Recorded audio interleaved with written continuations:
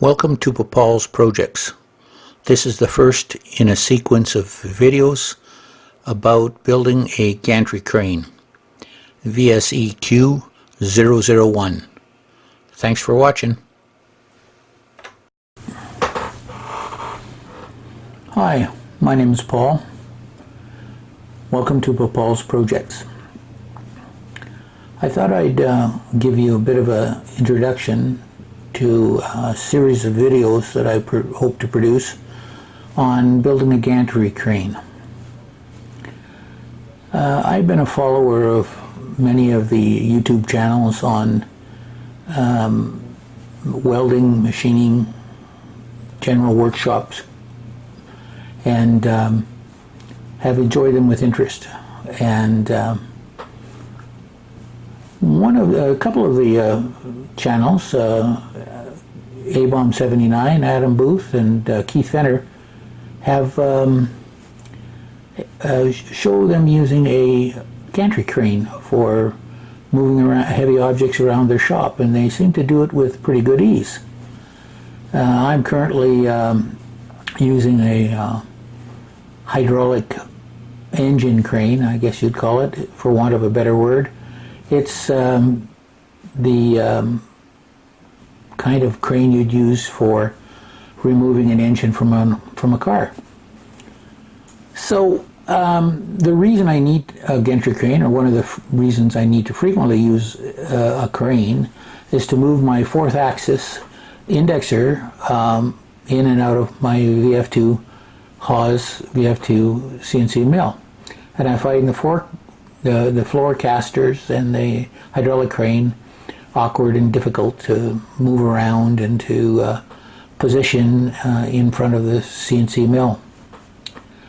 So after quite a bit of thought, I decided to sit down with my computer, specifically Autodesk Inventor 2016, and designed and drew up a set of drawings for making the kind of crane that I'd like to have.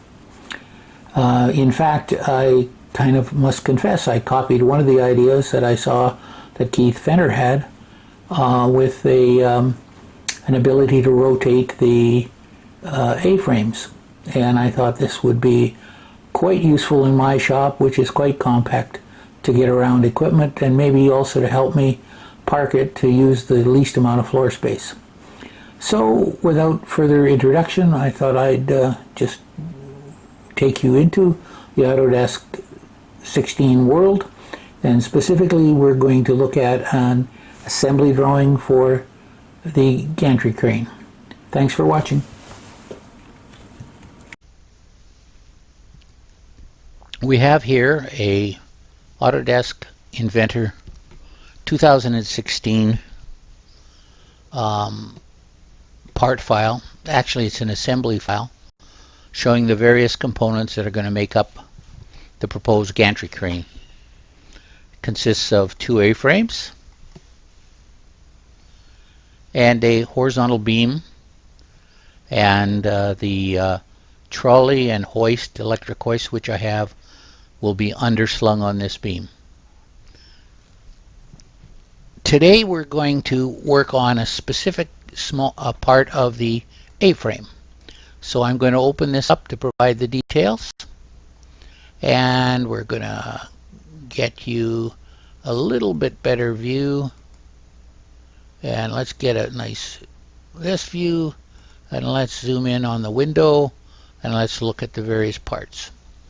I'm going to rotate the image with my 3D mouse to get you a better idea, trying to keep the post relatively vertical. So we have, I'm also going to disable the view of that, and we're going to disable this view, this component. So we have the pin, which is a 2-inch diameter ground round rod. There's a 2-inch by 12 thread on the end, and you can see that the pin is flush with the bottom surface of this upper frame piece.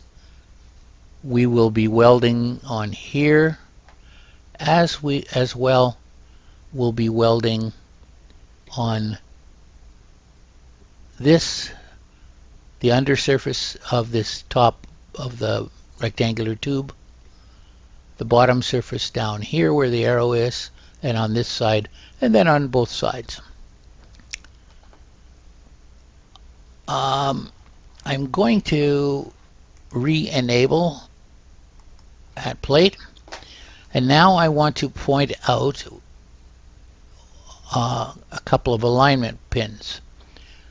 We're going to come back to this once we get back, but I want you to note that we have shown this this plate, bearing plate, in a phantomed view, and we have shown this piece of square tubing with a hole, and that hole is to align this plate, and we're going to now re-enable that plate. And the purpose of this alignment pin is to ensure that these two holes, here and here, will be at 90 degrees, that is perpendicular to the face of this A-frame. And it will run in line with the center line of the beam that is over top. Okay, let's now go and open up this, and the part we're specifically looking at is this upper piece, and we are going to do this and rotate it, and then I'll take control of it with the 3D mouse, and you can see that it's a pretty simple part. It's a piece of 3" by 4" rectangular steel tubing. It has a 3/8 wall. We're going to drill a 2" diameter hole completely through the part, so it will come out the bottom as well. That hole is centered both on the width and the length, and it will be perpendicular to this face. And this hole is an alignment hole. It's one that we're going to drill in there, and we can do a measure, and we can say we want to measure from that center to the center of that hole, and you'll notice it's 3 inches. So that hole is on a 6" circle. Okay, so let's, one other dimension that we can get off of this from the measure is we want to measure an angle.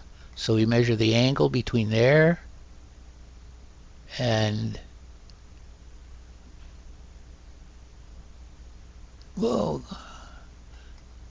and we find that we have a 104.71 degree angle.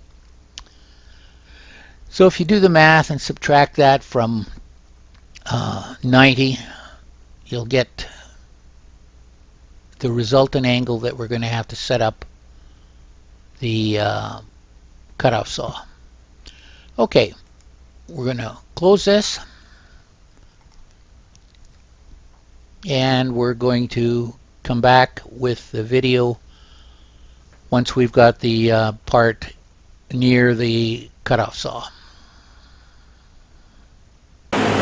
So what we have here is we have a Hydmec MEP DM10 double miter saw, and I have set it up to cut the first piece, which is the top axle, for a better word, rotating pin for the top of the A-frame on which the pin will fit in, and the beam will be supported and can be rotated so that the A-frame can be rotated. What we've got here is we've set the angle of the saw to 14.75 degrees, which is what the print has come up with, and we're about to cut it. We have the saw set at slow speed. We're going to put it in automatic mode here, and we're going to set the cut rate so that we're not in a hurry. We're not trying to win in your aces, so we're going to just do the simple cutting. So I'm going to zoom in on the cutting surface and give you a bit of a shot of what it looks like.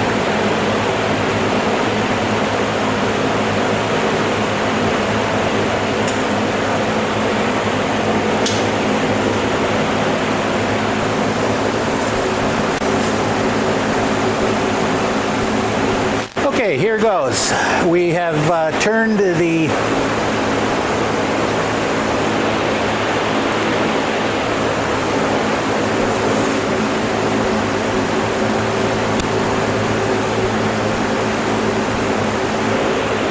So here you have the rate knob. It controls the down feed. I set it at 0 initially. I have selected this to automatic. I have selected to slow, and we're going to start the saw moving and wait for the coolant pump to prime, and then I'll zoom you in so you can see the cutting process. Okay, we have the coolant flowing now, and okay, we'll give it a try here.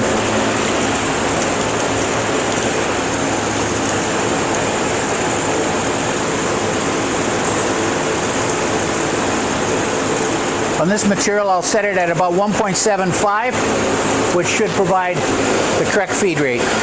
It's just engaged now. And you can see it's a 3 by 4 inch by 3/8 wall piece of rectangular tubing.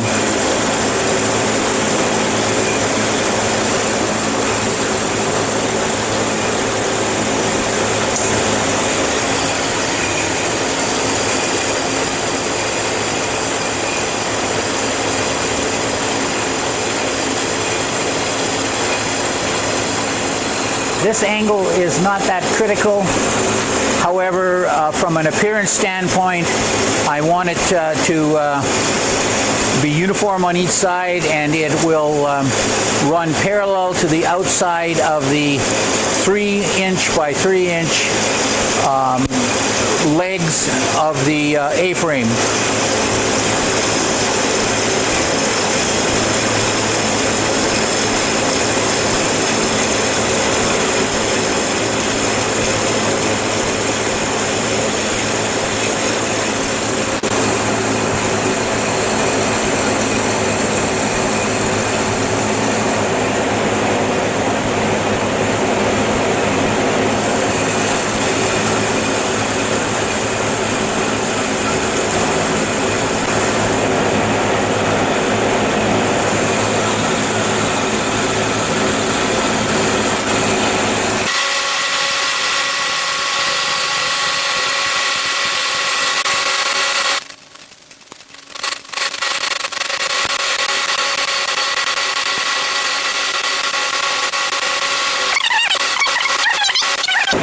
Okay, I've now turned the piece. We're back with you, and we're going to zoom in again on the piece and cut the other side.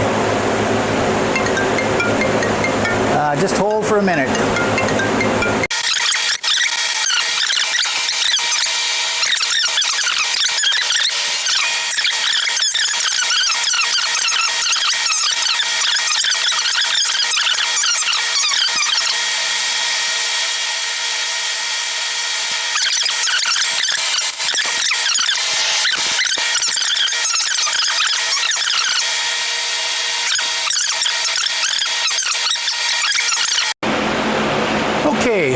we're getting the manual mill set up so that we can drill this, a hole in this with this spade drill.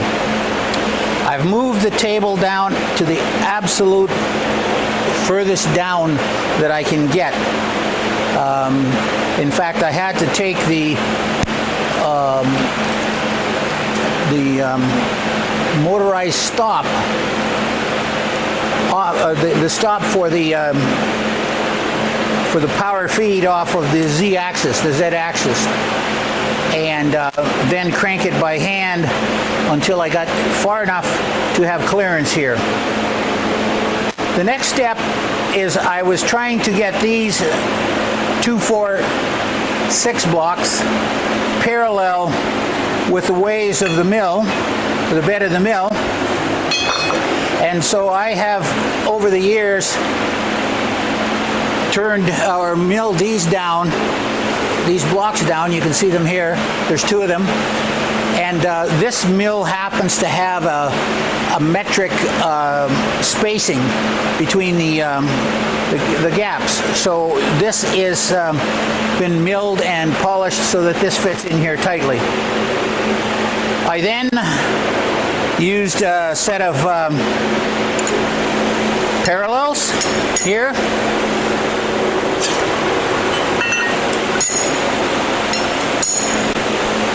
And this larger parallel that I made from 4130, and you can see that it is 1.5 by 1 inch, and it's about 24 inches long.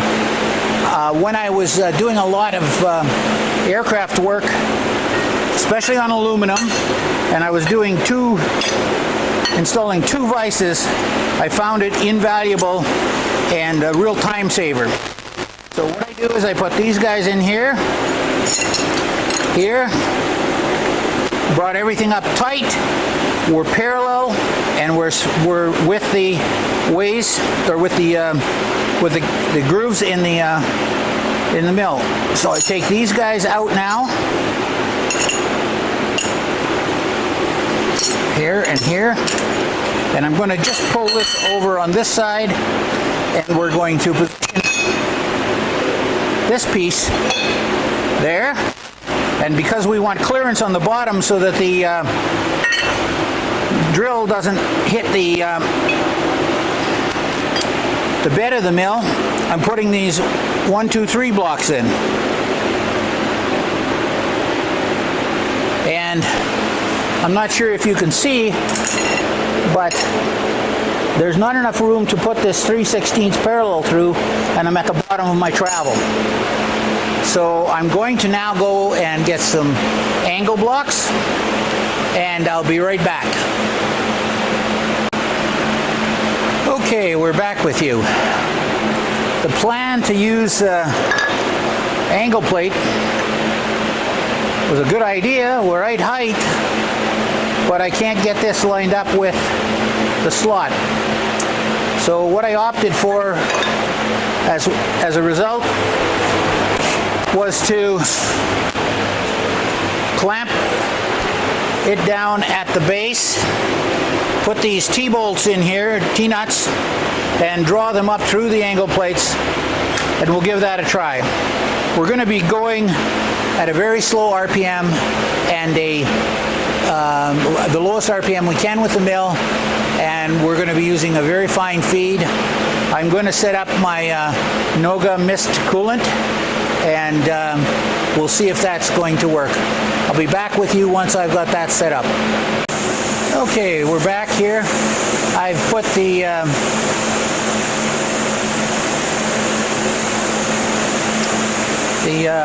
tool in the feeler, and we're going to zoom in, and we're going to find the back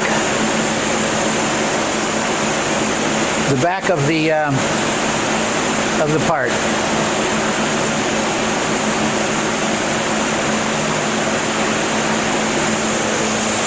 We're going to turn on the mill at 1,000 RPM. And we're going to bring the Z-axis, Z-axis up.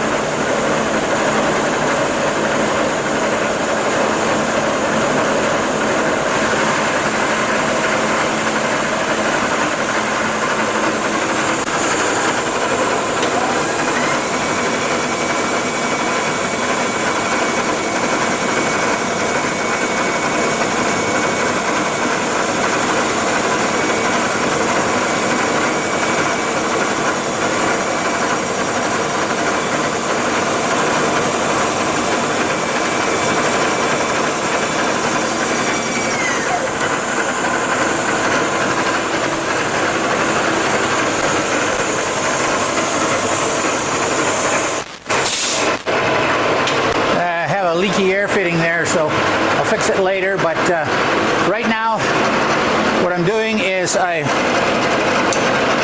taken the lock off of the Y-axis, going in, and I'm going to touch off. I guess I got to go a little lower.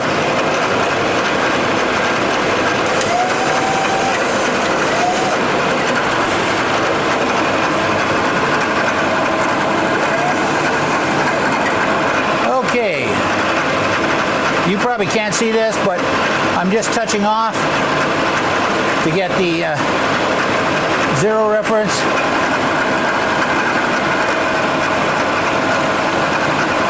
Coming close.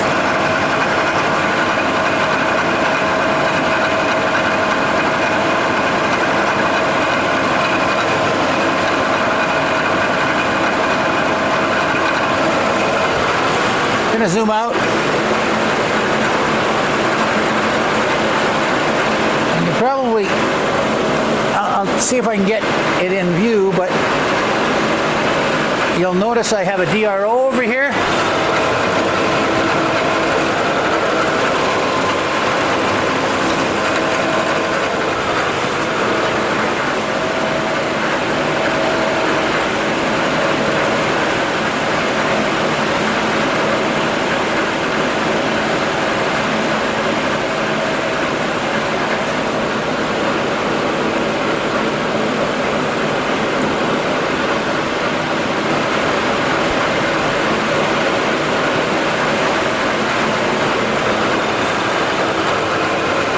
I'm going to set Y at 0, and now I'm going to take the Z or Z axis down to clear the part, and I'm going to move 0.25, half the distance of the feeler.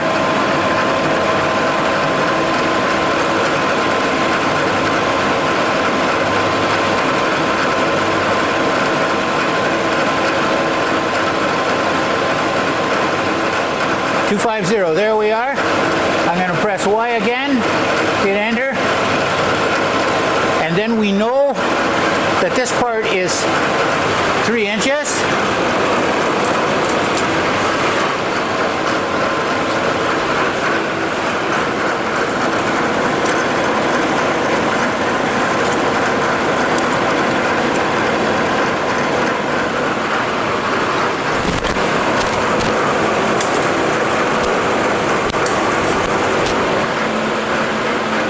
About 34 thousandths over.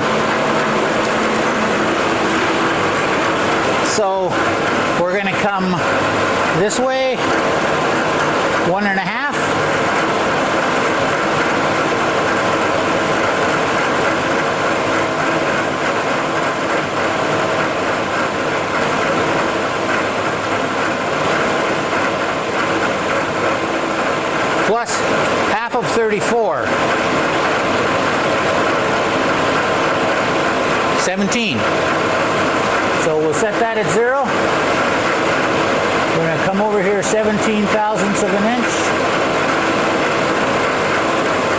And we're going to call that the center of the part at 0. Now, I'm going to use a little bit different technique. Well, maybe this will work. Let me see. We go this direction. Sure, we can do it this way. Those angles that have been cut on there are equal. So what we'll do is we will come down, we'll lift the table up,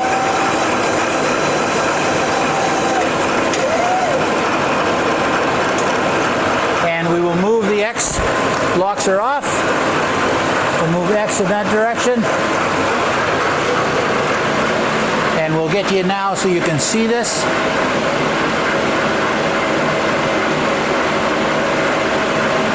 And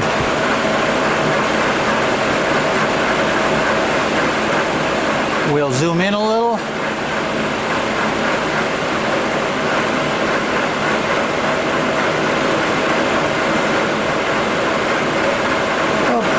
Difficulty here. So we're going to move in the X axis.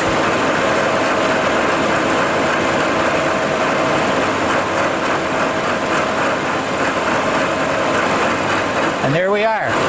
So we're going to set that at 0 and we go enter. Bring this down again. Bring down the Z axis, the Z axis.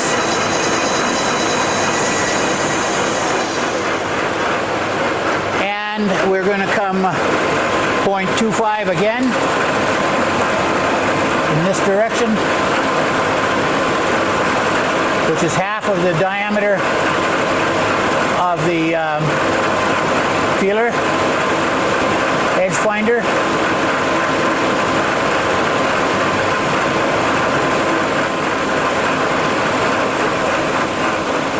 There we go. That's close enough. So we're going to put that at 0. And now we know that this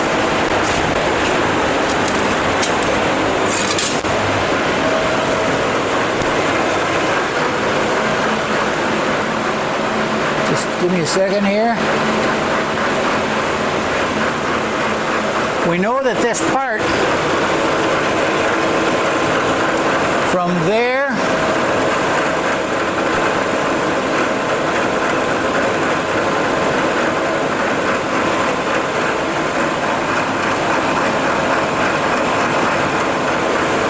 is just under 9 inches, 8 7/8. So what we'll do is I will zoom back again. Whoops, the other back. And